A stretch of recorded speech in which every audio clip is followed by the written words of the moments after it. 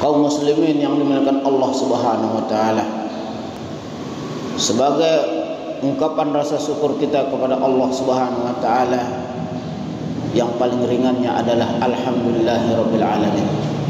Lalu selanjutnya kita harus manfaatkan waktu yang kita syukuri ini. Kita diberikan hidup, kita diberikan kesempatan, maka gunakan waktu itu dengan sebaik-baiknya. Sidang Jumat yang dimuliakan Allah Subhanahu wa taala, bulan Ramadan adalah musim seminya orang beriman. Bukan musim semi untuk orang-orang biasa, masa untuk panen orang-orang yang selalu rindu dengan Allah Subhanahu wa taala. Maka dijelaskan ungkapan yang pertama yang dilafazkan di dalam Al-Qur'an itu adalah ya ayyuhalladzina amanu, panggilan untuk orang-orang yang beriman. Artinya apa?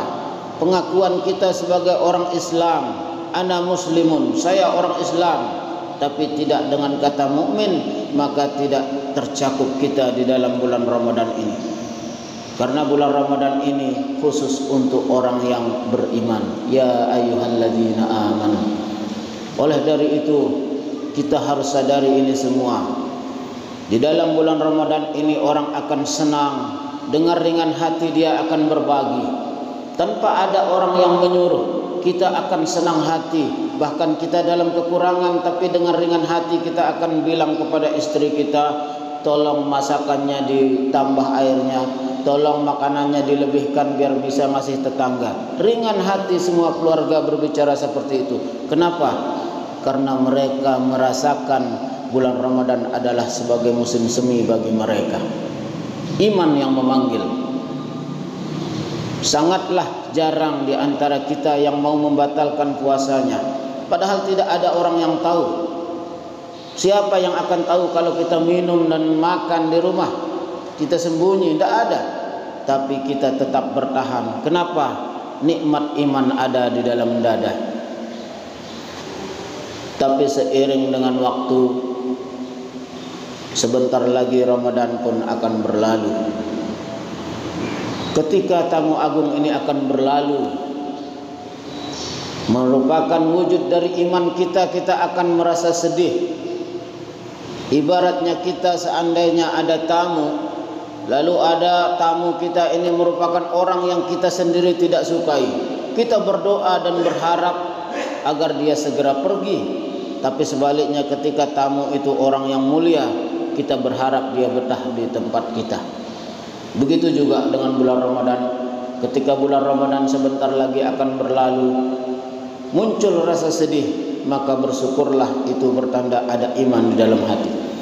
Tapi ketika ada orang berharap, kapan bulan Ramadan ini akan habis, kapan biar cepat saya begini begitu, maka marilah kita lihat diri kita sendiri. Dari sana kita tahu kualitas keimanan kita.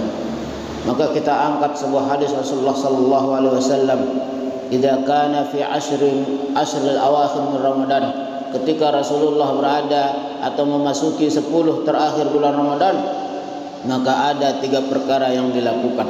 Pertama, ahya lailahu, menghidupkan malam-malamnya. Maka di 10 terakhir ini, mari kaum muslimin yang dimuliakan Allah, mari kita jangan sia-siakan, kita isi dengan qiyamul lail. Memperbanyak salat sunat, memperbanyak baca Al-Quran. Kita akan teringat dengan sebuah ungkapan yang keluar dari khalifah, yaitu Utsman bin Affan, yang mengatakan, "Idza tahura qulubun nas, ay idza tahura qalbul mar'i," menandakan suatu kesuciannya hati seseorang, lam yashba' min qira'atil Qur'an, dia tidak akan pernah bosan dan dia tidak akan pernah merasa kenyang dengan membaca Al-Quran. Begitu juga kata ulama mengomentari ungkapan ini, begitu juga dengan mendengarnya. Jadi kalau ada di antara kita, terutama di bulan Ramadan ini, malas-malasan untuk baca Al-Quran, baru baca 1 lembar malas, pegal, semuanya datang. Atau sebaliknya, ketika ada orang suara mengaji, kita sendiri tidak enak mendengarnya. Ada imam yang membaca ayat-ayat panjang, kita merasa risih. Hati-hati, itu pertanda hati kita belum bersih. Maka ungkapan Sayyidina Utsman mengatakan, idza tahura qalbul mar, apabila hati manusia itu suci, dia akan tidak pernah puas, tidak pernah akan kenyang andainya Al-Quran itu didengar atau dibaca. Maka mari kita manfaatkan 10 malam terakhir ini dengan memperbanyak baca Al-Quran dan memperbanyak amal-amal ibadah yang lainnya. Lalu Rasulullah SAW menghidupkan malamnya juga dengan i'tiqaf. Maka alangkah beruntungnya ketika kita mendapati diri kita bisa melaksanakan i'tikaf di 10 terakhir Ramadan ini. Karena Rasulullah SAW ketika masuk kepada 10 malam terakhir, maka beliau tidak pulang. Wasadda mi'zarahu, Rasulullah mengencangkan ikat pinggang. Dalam komentar lain ulama menerangkan, Rasulullah tidak lagi melayani istrinya. Rasulullah tidak lagi berbicara tentang duniawi. Para sahabat seperti begitu seterusnya. Mereka terlepas dari kehidupan dunia di 10 terakhir bulan Ramadan. Maka mari kita hidupkan malam-malam 10 ini dengan i'tikaf di masjid. Lalu permasalahannya adalah kita sekarang dilarang berkumpul terlalu banyak. Maka ketahuilah bahwa sahnya i'tikaf adalah di masjid. Maka masjid adalah tempat yang dibangun untuk sholat 5 waktu. Dalam hal ini maka termasuk musalla-musalla di sekitar rumah kita, dan terutama ibu-ibu, kita bisa melaksanakan i'tikaf. Dan untuk tata caranya kita ikuti mazhab Asy-Syafi'i, karena itu yang paling mudah. Dalam mazhab lain tidak akan dikatakan i'tikaf kalau dia tidak mencapai sehari dan semalam. Tapi dalam mazhab Syafi'i cukup dia membaca Al-Quran sebentar sudah bermakna i'tikaf. Jadi kita yang ditinggal di sekitaran masjid, di sekitaran musalla, bisa menghidupkan malam 10 Ramadan terakhir ini dengan i'tikaf. Sebentar keluar rumah, nanti sebentar lagi masuk ke sana. Tidak perlu harus continue di dalam masjid, maka itu mungkin akan berat.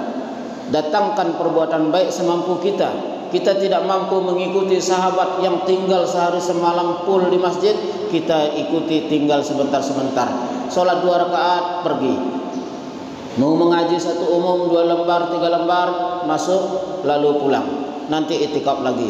Nah, mudah-mudahan ini bisa kita laksanakan agar kita bisa mendapatkan sunnah Rasulullah SAW, agar kita termasuk kepada orang yang ahya lailahu, menghidupkan hari-hari terakhir bulan Ramadan. Kaum muslimin yang dimuliakan Allah Subhanahu wa taala, kita tidak tahu berjumpakah kita dengan bulan Ramadan yang akan datang. Maka renungkan beberapa hari ini, kemarin hari ini bahkan ada 2 orang meninggal, kemarin 2 orang, hari ini juga 2 orang. Kita tidak tahu kita kapan. Kita khawatir kita tidak bisa berjumpa lagi dengan Ramadan yang akan datang. Maka jangan sia-siakan 10 hari terakhir ini. Manfaatkan, siapkan diri. Mari kita isi dengan penuh rasa khusyuk, rasa muqtarib kepada Allah. Kita pasrahkan dan kita akui segala dosa di akhir-akhir ini. Kita dengan harapan Allah Subhanahu wa taala memberikan maghfirahnya di akhir ini. Karena sabda Rasulullah sallallahu alaihi wasallam, orang yang merugi adalah bukan orang yang bangkrut, orang yang merugi bukan orang yang penuh dengan siksaan dan cobaan, tapi orang yang merugi adalah orang yang bisa bertemu dengan bulan Ramadan, tapi sampai habis bulan Ramadan itu ternyata dia tidak mendapatkan ampunan dari Allah Subhanahu wa taala. Maka doa yang dianjurkan oleh Rasulullah kita amalkan di 10 terakhir ini adalah Allahumma innaka afun tuhibbul afwa fa'fu anna. Ya Allah, Engkau Maha mengampuni,